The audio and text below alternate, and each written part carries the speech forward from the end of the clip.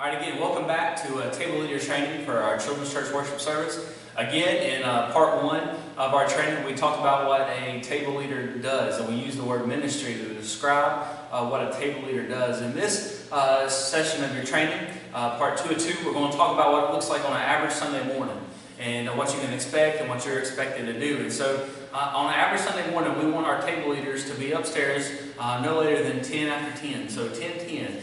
Now, I know that may be hard for some of us because we have our own children that we have to pick up from life group and different things like that, and so we do keep that in mind. But just keep in mind too that benchmark of 10 after 10, if at all possible, be up here. And if you can't be here at 10:10, be up here as close to it as possible. When you come in, I want you to grab your leader lanyard, and it's located in the kitchen area, hanging on the wall, and just slide that on. And the reason that we want you to start doing that is so that the kids can know your name, but also more importantly that when an adult comes in the door, they can see who is working the children's worship service that morning. And also too, for new parents coming in, it's a whole lot less intimidating just to be able to look at you and see your name tag and know your name up front. And so stop by the kitchen area, the leader training station, and get in.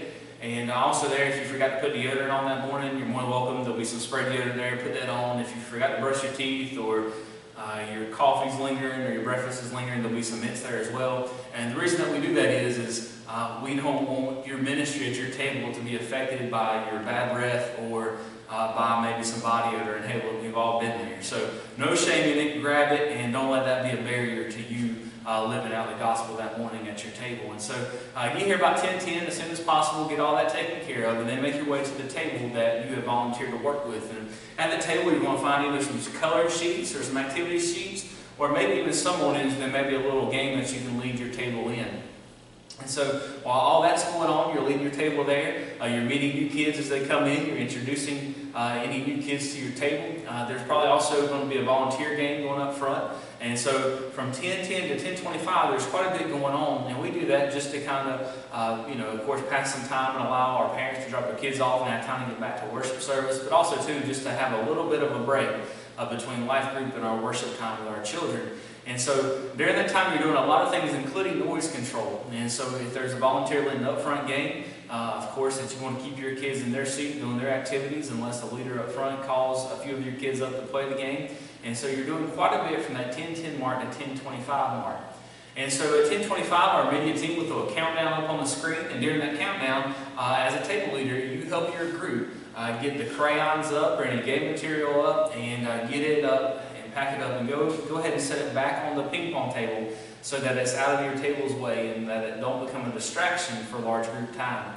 At 10:30, after the countdown, the lead teacher or another volunteer will be up and they'll welcome the kids, and they'll take up an offering. Any announcements, either by video or by a game or just by plain making the announcements known, there'll be announcements, and there'll be a time of worship. And depending on our series for those 8 weeks, for the current 8 weeks, they'll either do a few songs up front, they may do a song up front and then launch into the teaching time. It just really depends on the series that we're doing that 8 weeks and how it's lined up for us to operate. But there'll be a time of worship, again, be involved in that time, lead by example, engage God through worship on your own during that time. And so then after that, there'll be a time of large group teaching, and that time of large group teaching can take anywhere between 20 and 30 minutes. And during that time, again, noise control, be involved in the teaching time for yourself, and be the extra hands and feet for your lead teachers that they can't be.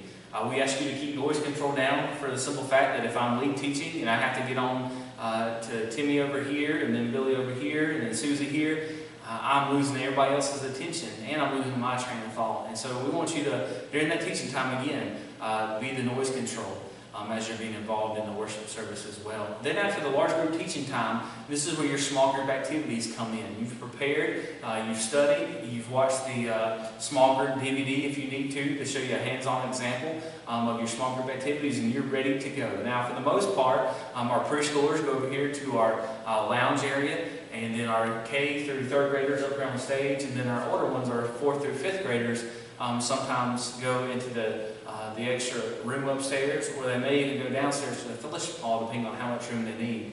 There may be even some mornings that your elementary group may combine, so just be ready for that and be flexible if need be, but always be prepared.